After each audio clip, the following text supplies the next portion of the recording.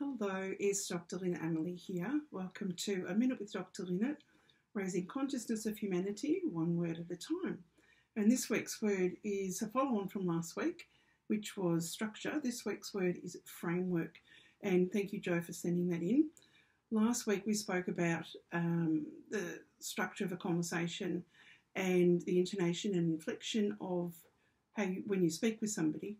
The framework, I guess, which is a part of the structure, is how you frame the conversation and how you want it to actually work out.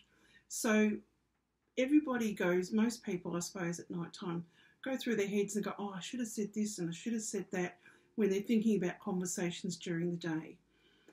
It's called reflective thinking, and a lot of people do that when they get into bed, which is why a lot of people don't get to sleep, because they think, oh, I should have said this because that was so funny, or and come up with a different answer to the conversation. So this is all part of framework of your thoughts, and I suppose with the structure of your conversations.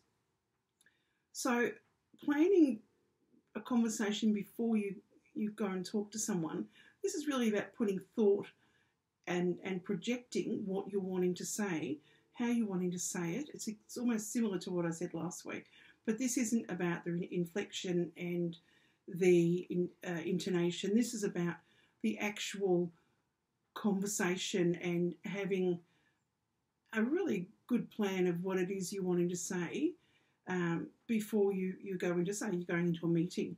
You plan what you wanted to say. You've got your thoughts down on paper. And then you can put and say that sort of thing in a meeting. Same thing happens with a conversation. You might have a vague idea if you're wanting to get together and go for lunch with a friend, or you're wanting to speak to them about, catching up later another time. So it's getting those thoughts in order first, it's framing them in a way that's going to make sense to the other person, obviously, and make sense to yourself, and then putting that clearly out.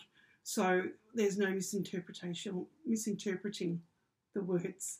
A lot of people now do this in text and SMS form, so they actually think about it before they type it.